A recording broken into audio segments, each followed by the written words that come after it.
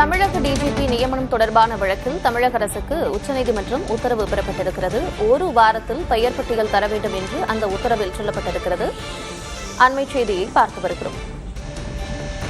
தமிழக டிஜிபி நியமனம் தொடர்பாக ஒரு வாரத்தில் பெயர் பட்டியல் தர வேண்டும் என்று தமிழக அரசுக்கு உச்சநீதிமன்றம் உத்தரவு பிறப்பித்திருக்கிறது.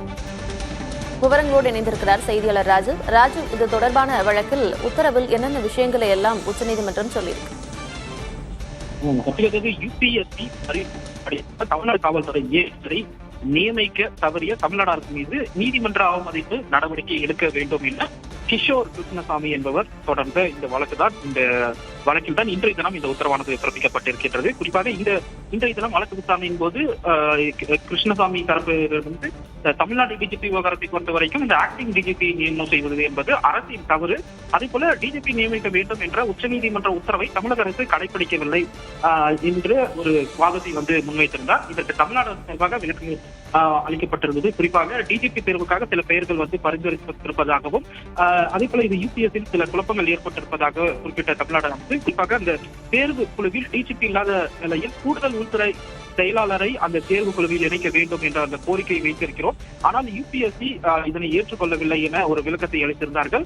மட்டுமல்லாமல் டிஜிபியாக தேர்ந்தெடுக்கப்படுவர் மண்டல ஒழுங்கு, சட்டம் ஒழுங்கு, உள்துறை உள்ளிட்ட 4 அந்த பிரிவுகளில் ஒரு பிரிவு குறைந்தபட்சம் 10 ஆண்டுகளாவது அனுபவம் வாய்ந்ததாக இருந்திருக்க வேண்டும் என்ற ஒரு விதியானது சேர்க்கப்பட்டுள்ளதாக தமிழ்நாடு அரசு சார்பாக அந்த வாதமானது முன்வைக்கப்பட்டிருந்தது. இருதரப்பு வாதங்களை பதிவு செய்து கொண்ட நீதிபதிகள் இந்த உத்தரவை பிறப்பித்திருக்கிறார்கள். அதாவது தமிழ்நாடு சட்டம் ஒழுங்கு டிஜிபி தேர்வு குழுவில் தமிழ்நாட்டை சேர்ந்த 2 அதிகாரிகள் இடம் பெற வேண்டும். அதே போல அதில் ஒருவர் தலைமை செயலாளர் மற்றும் டிஜிபி இல்லாத பட்சத்தில் டிஜிபி அந்தஸ்தில் இருக்கக்கூடிய ஒரு மூத்த அதிகாரி தேர்வு குழுவுக்கு இடம் பெற செய்ய வேண்டும் என்ற ஒரு உத்தரவானது பிறப்பிக்கப்பட்டிருக்கின்றது. மேலும் டிஜிபியாக தேர்ந்தெடுக்கப்படுபவர் சட்டம் ஒழுங்கு, உள்துறை உள்ளிட்ட 4 குறிப்பிட்ட பிரிவுகளில் ஒரு பிரிவின் குறைந்தபட்சம் 10 ஆண்டுகளாவது அனுபவம் வாய்ந்ததாக இருக்க வேண்டும் என்ற இந்த விதியை தமிழ்நாட்டுக்கு தளர்த்துவதாக ஒரு உத்தரவானது இன்றைய தினம் கொடுக்கப்பட்டிருக்கிறது. மேலும் இதன் அடிப்படையில் தமிழ்நாடு சட்டம் ஒழுங்கு டிஜிபி தேர்வு செய்வதற்கான பெயர்களை யுபிஎஸ்சிக்கு 1 வார காலத்திற்குள் பரிந்துரை செய்ய வேண்டும் என தமிழ்நாடு அரசுக்கு நீதிபதிகள் இன்றைய தினம் அந்த உத்தரவை பிறப்பித்திருக்கிறார்கள்.